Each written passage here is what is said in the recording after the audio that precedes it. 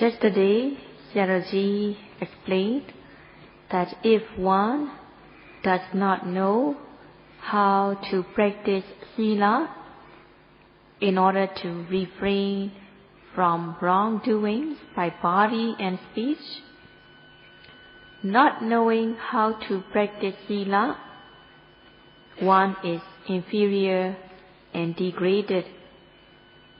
One should learn how to practice sila, how to observe precepts. If one does not know how one should observe precepts, one should listen, one should learn, one should discuss how one should practice sila. When one knows how to practice sila, how to observe precepts, one will be uplifted. Knowing the way, knowing the method of practice alone, one uplifts oneself from not knowing. But one should practice what one has learned. After learning the method how to practice, one should practice accordingly. By practicing accordingly, one gains benefit. Gaining benefit, these benefits will be one's own possession, and one can make use of it. In this way, one should practice the Dhamma by learning the method, practicing accordingly to the method one has learned, attaining the Dhamma, making use of the Dhamma that one has attained, and thus one is said to be the one who practices the Dhamma. By practicing sila, morality, one will be free from attanuvādapaya, danger of self-blame. Practicing sila, morality, one is also said to be doing abhayadana, offering fearlessness to others. Offering abhayadana excels many times than offering material things, which are called amisadana. So, by practicing sila, one is said to be offering abhayadana, offering fearlessness to others, and one's physical, verbal behavior will be uplifted. As a result of practicing sila, one can gain the happiness as a human being. One can also gain happiness as a deity. In this way, as a result of dana, one can gain human happiness, deity happiness, and one can prosper as a result of sila. As a human, one will prosper in one's business. One will become well-to-do in life, having good standard of life. One will not be inferior. In this way, one can gain happiness, wealth as a human, as a deity, as a result of dana. So by practicing dana, by practicing sila, one gains human happiness, deity happiness, and one can be reborn as a human or a deity. When one is reborn as a human, one can perform all sorts of wholesome deeds as a human. That's why it is said that human realm is the best to perform wholesome deeds. As a human, one can accumulate all sorts of wholesomeness. And also, in the other hand, as a human, one can commit unwholesome deeds. The most inferior unwholesome deeds can be done as a human being. And in the good way, one can perform wholesome deeds that can lead one to become a Buddha. So one can perfect the paramis, perfections of a Buddha in the human life, in the human realm. So that's why being born as a human is very fortunate, as one can perform various kinds of wholesome deeds. By practicing sila, one can become a genuine human. That's why practicing sila is very beneficial. Practicing sila alone is not enough. By practicing sila, one is free from transgression by bodily and verbal behavior. One overcomes gross form of defilements, the transgressive defilements, by observing sila. But one cannot overcome priyuttana kilesa, obsessive defilements that can arise in the mind. Practicing sila, one cannot overcome obsessive defilements. One cannot say that I will not let the defilements arise in the mind. One cannot do so. So one should practice concentration in order to overcome obsessive defilements. So one should prevent defilements from arising by practicing mindfulness. If one is not mindful, there can be defilements arising in the mind, such as wanting to kill others, wanting to steal other people's property, wanting to lie, wanting to deceive, wanting to commit sexual misconduct, wanting to lie, wanting to take intoxicants, and so on. So these defilements, obsessive defilements that can arise in the mind, should be overcome by practicing mindfulness. One should prevent these defilements from arising by mindfulness. And if these defilements arise, one should note them right away by mindfulness. And today Sayadaw will explain how one can prevent, how one can suppress the defilements by practicing mindfulness. Offering abhayadana, offering fearlessness to others, is very high and very good.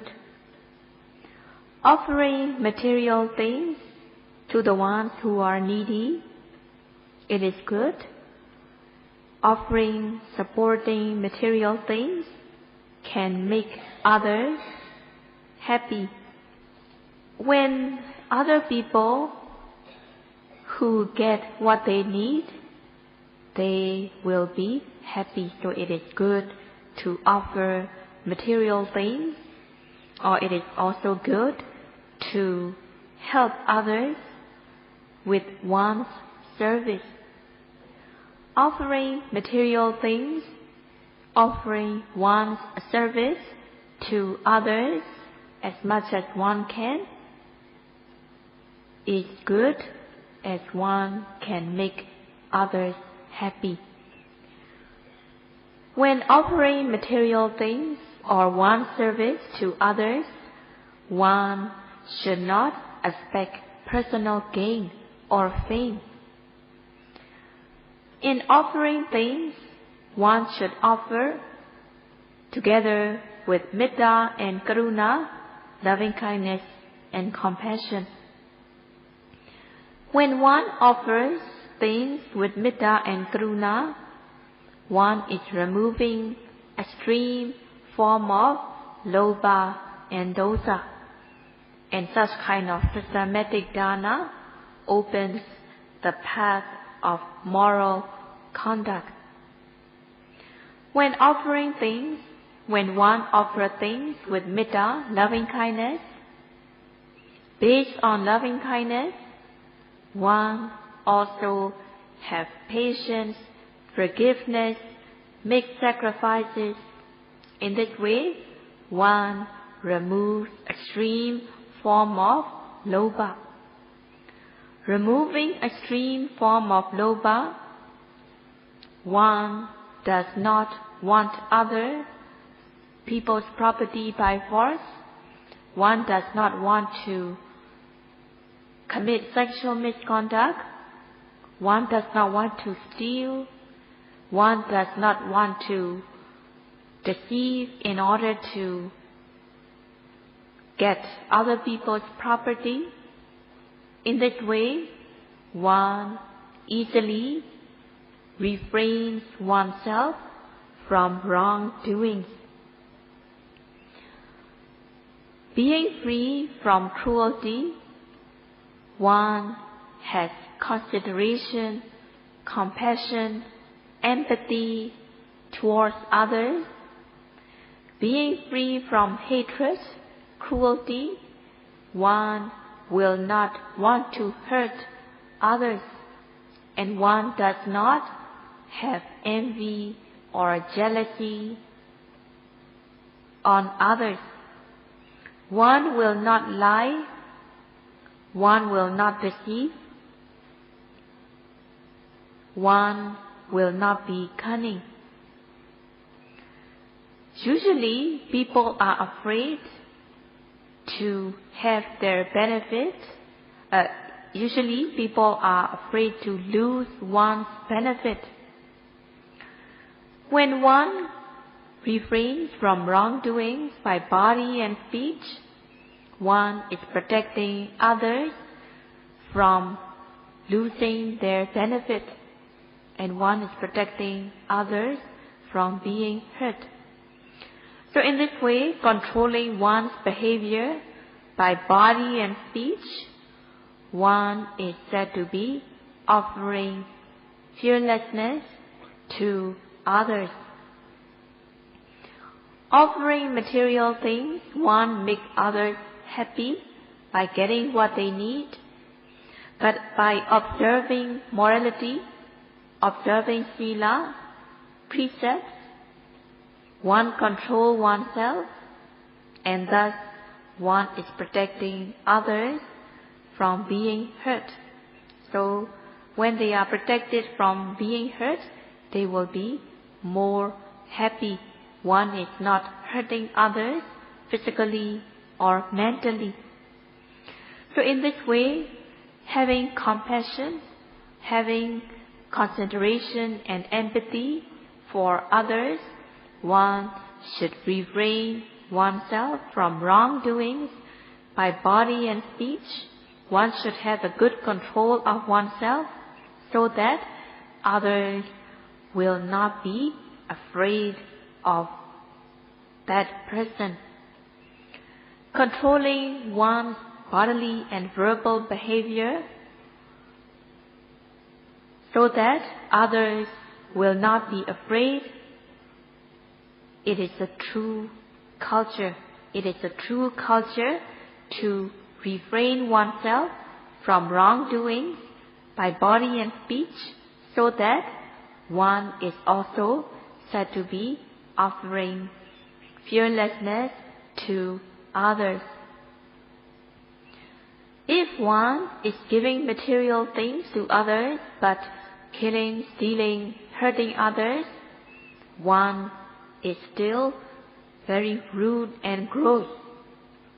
Even though one does not offer material things to others, but by controlling oneself, by refraining oneself from wrongdoing, others will not have to be afraid, and thus one is offering fearlessness. So it is most fundamental kind of offering that is practical, and one is gaining true culture by refraining oneself from wrongdoing by body and speech, and it is very satisfying to refrain from wrongdoing as one is cultivating the true culture. If any other person or a group of persons insult someone, and if he, she forgives without taking revenge, without doing anything, if the person has patience and forgiveness, even though other is insulting the person, in the worldly sense, it seems that the person is losing to others. Buddha had given way in order to do self-defense. If one is certain that another one is approaching him or her in order to hurt the person, one can warn the other not to come any closer. Even though one gives warning not to come closer, but if the other approaches nearer and nearer to hurt, then as a self-defense, one can strike the other as a self-defense. When doing self-defense, if the other dies, even as a monk, one is not committing an offense. So there is a Vinaya rule saying Mokha Depaya with the intention to do self-defense, not with the intention to kill, then the monk is not offending, even though the other may die as a result of self-defense. If one wants to avoid hurting others, even as a self-defense, then one can just be patient and forgive without doing anything back. If one does this without doing anything, it may seem that one is losing the enemy. But in the Dhamma sense, one is having victory on the internal enmity. One is having victory on hatred, cruelty, which is the internal enmity. If one take revenge and if one respond violently, it can create more problem. It can create more hatred. If one does not respond, then there will not be any enmity, and there will be peace. What is more frightening is the internal enmity. Having patience, forgiveness, one is having victory on the internal enmity. What is most important is to have victory on the internal enmity. So one should be free from hatred, anger, aversion, and one should have patience, forgiveness, so that one has victory on the internal enmity. Having patience and forgiveness, it may seem that one is losing to the outside enemy in the worldly aspect, but actually one is having victory on the internal enmity. Buddha liked to have beings have victory on the internal enmity. By practicing Satipatthana meditation to a satisfactory level, one can overcome, one can have victory on the most frightening internal enmity. One overcomes the apaya relating defilements when one becomes a Sotapanna, and it is a way of having victory on the internal enmity. Practicing Sila, one is having victory on the internal enmity, and developing mindfulness, one is having more victory on the internal enmity. And if possible, if one can overcome defilements, if one can uproot the defilements that have been following throughout the round of existences, uprooting these defilements, one will have a true victory. So it is important to uproot at least the apaya relating defilements. Having uprooted the apaya relating defilements totally, it will be worthy of becoming a human being in this life, and it will be worthy of coming across the teaching of the Buddha. It will be worthy of coming across the Sasana as a human being. Practicing Satipatthana meditation can lead the person to reach this stage. By fulfilling Sila, one is controlling oneself from wrongdoing by body and speech, and thus one is having victory on transgressive defilements, and thus one becomes a true human, and one is not hurting others physically or mentally. So it is a true culture,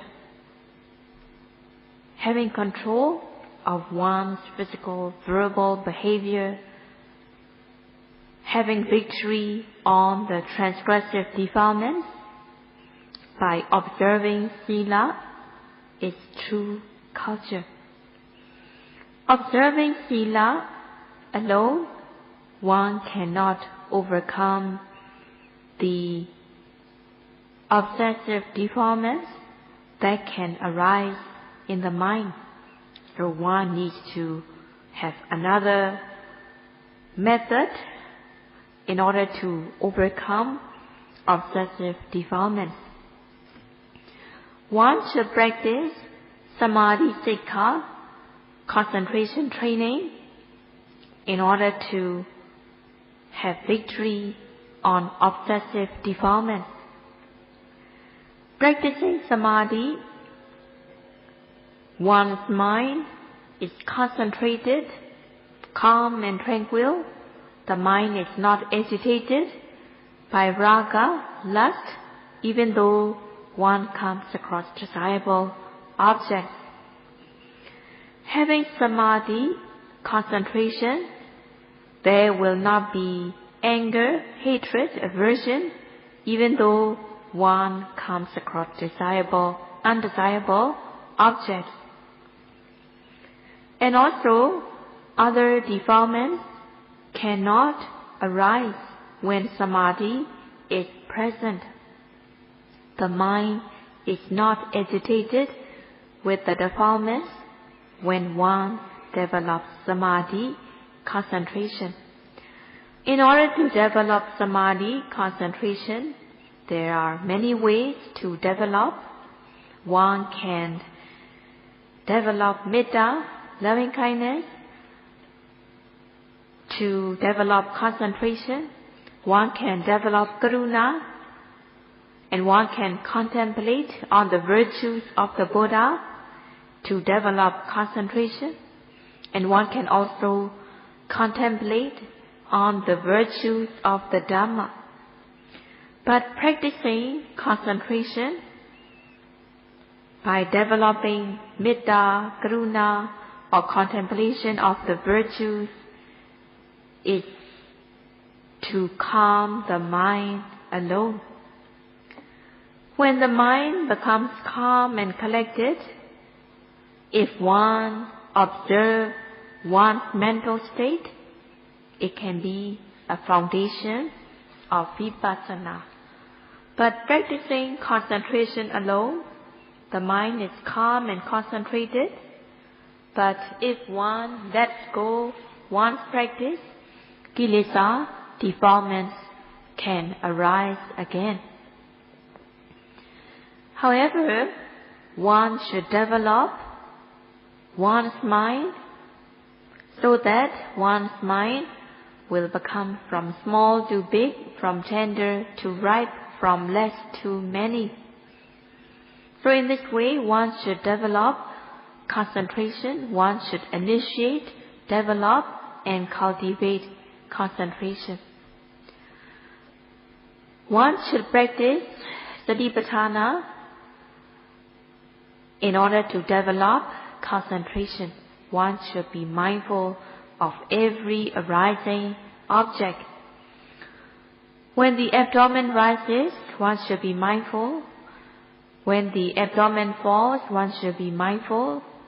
And one should be mindful every time one lifts, every time one moves, every time one places the foot, every time when one bends and stretches, one should be mindful.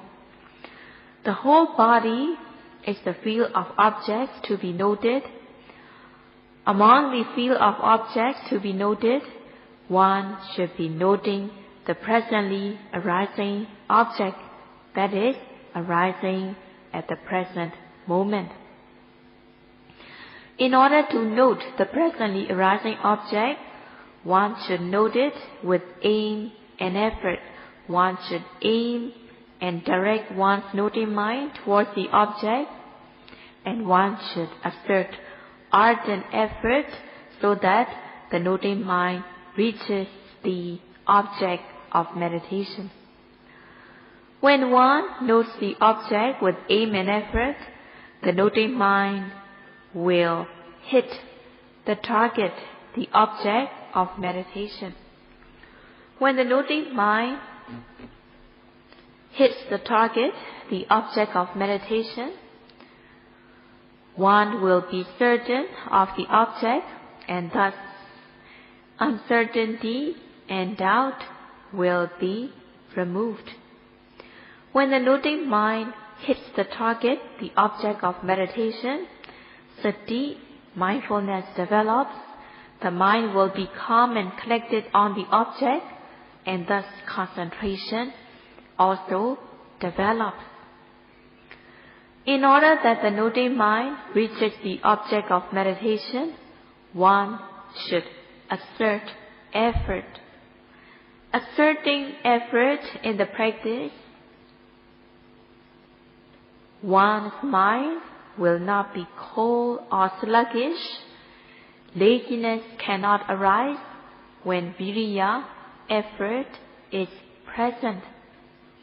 Noting the object diligently, sati, mindfulness, develops.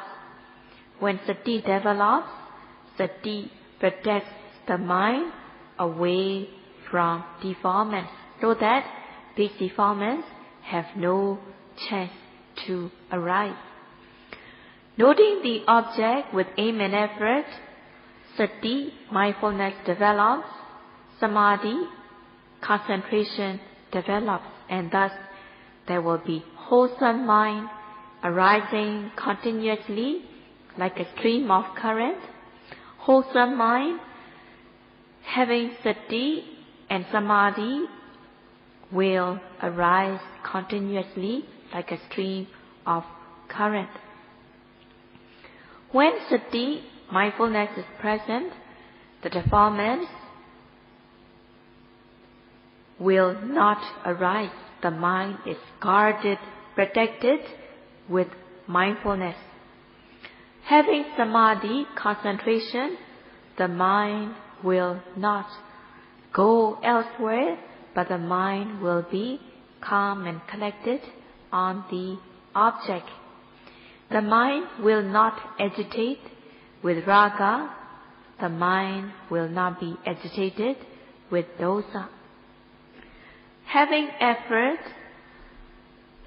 present, the effort does not give way for the defilements to arise. In this way, effort repels the defilements. So, viriya, effort, blocks the way of unwholesomeness, and it opens the path of wholesomeness. Sati, mindfulness, guards and protects the mind so that the defilements cannot enter. Samadhi, concentration, keeps the mind calm, collected, and unified. In this way, when viriya, sati, and samadhi, when effort, mindfulness, and concentration develop continuously for 1 minute, then the mind will be free from the defilements for 1 minute. At the moment these mental factors, viriya, sati, and samadhi, are present, there will not be defilements. One will not want to take other people's belongings by force. One will not want to commit sexual misconduct. One will not want to lie or deceive others. In this way, the defilements have no chance to arise when viriya, sati, samadhi are present.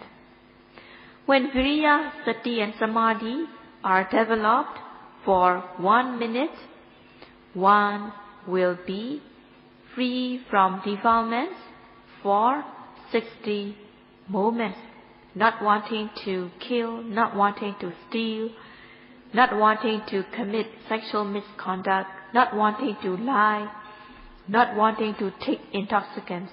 In this way, the mind is calm, collected, unified when these viriya, sati, Samadhi are present.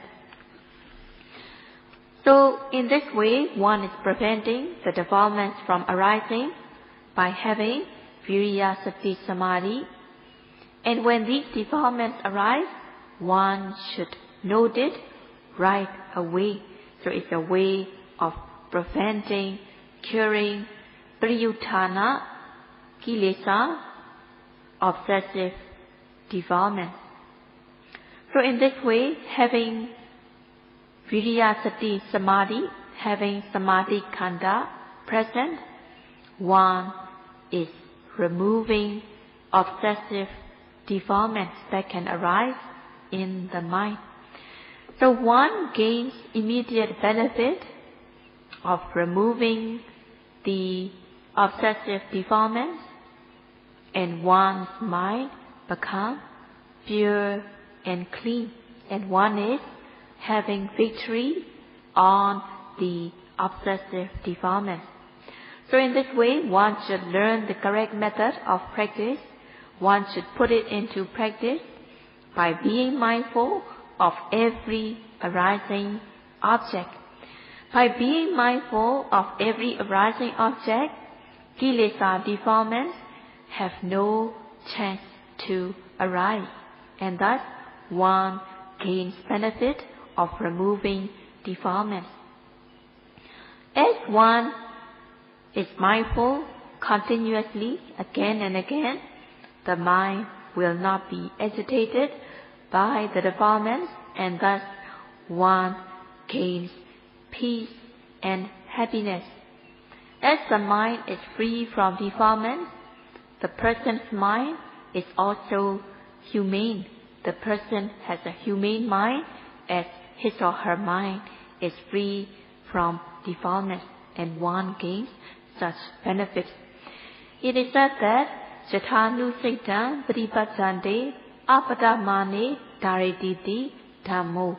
The Dhamma uplifts and protects the practitioner who practices according to the teachings. One should learn the method how to purify one's mind, and one should practice every single second. By practicing every single second, one's mind will be pure and clean. So it is said that prevention is better than cure. One should prevent transgressive defilements from arising. One should cure and suppress obsessive defilements so that these obsessive defilements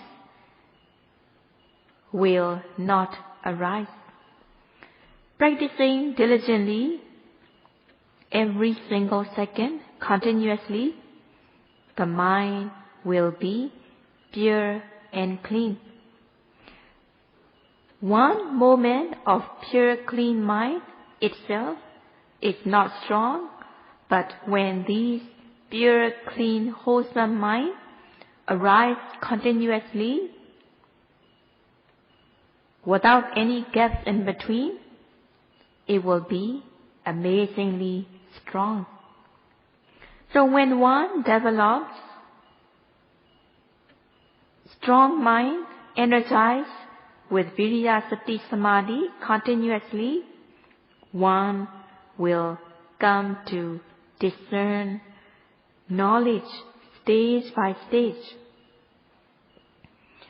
Sayadaw has been explaining of the quality of Samadhi from both theoretical and practical aspect.